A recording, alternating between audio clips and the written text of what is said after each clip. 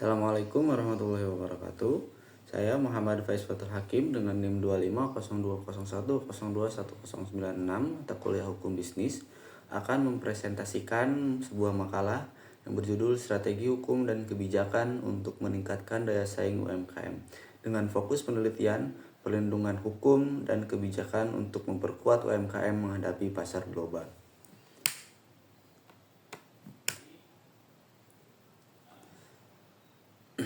Untuk daftar isi dari makalah tersebut ada abstrak, tujuan, metode, dan temuan utama, pendahuluan, latar belakang, fokus, masalah, tujuan penulisan.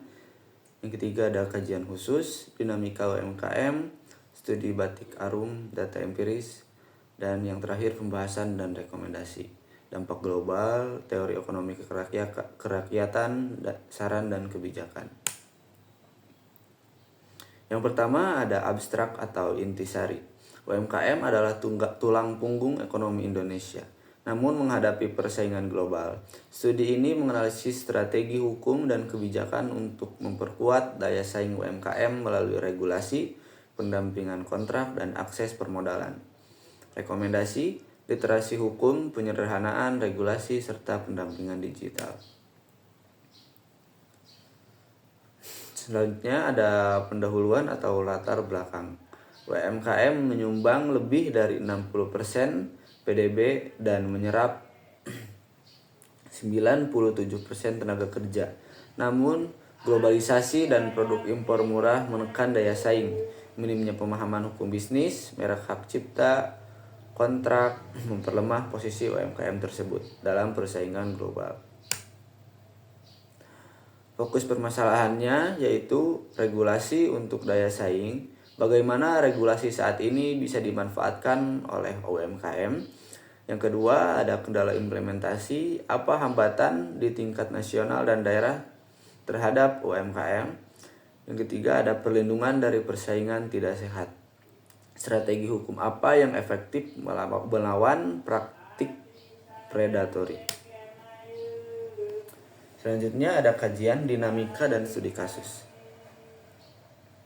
Dinamika UMKM dari sektor kuliner, fashion, kerajinan berkembang lewat e-commerce, namun kesiapan menghadapi persaingan global belum merata. Untuk studi kasusnya yaitu studi kasus di batik arum. Desain dibajak oleh produsen impor dari Cina, dijual lebih murah, sehingga menggerus pasar lokal batik arum. Datanya yaitu jenis permasalahannya, pembajakan merek dan desain. Contoh kasusnya batik arum dan produk impor Tiongkok. Batik arum kehilangan pasar hingga 40%. Yang kedua ada persaingan harga tidak sehat. Produk impor dijual di bawah harga pasar. Dampaknya yaitu margin profit menurun terhadap usaha UMKM. Yang ketiga ada akses pembiayaan terbatas.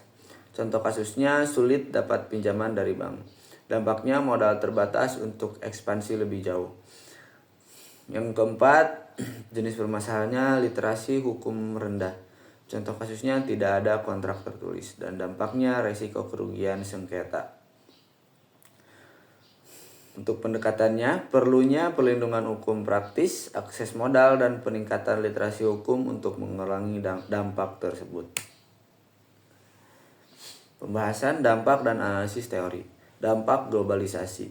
Akses pasar luas namun peningkatan persaingan dari produk berbiaya rendah mengancam UMKM. Yang kedua, teori ekonomi kerakyatan. Hukum harus menjadi instrumen pelindung dan pemberdaya. Undang-Undang Nomor 20 Tahun 2008 dan Undang-Undang Nomor 5 Tahun 1999 relevan. Namun, penerapan masih lemah. Yang ketiga, faktor pendukung. Regulasi, pendampingan hukum terjangkau, digitalisasi, dan peran pemerintah. KUR atau Kartu Prakerja. Kesimpulannya, peran hukum strategis, hambatan utama, pendekatan logistik.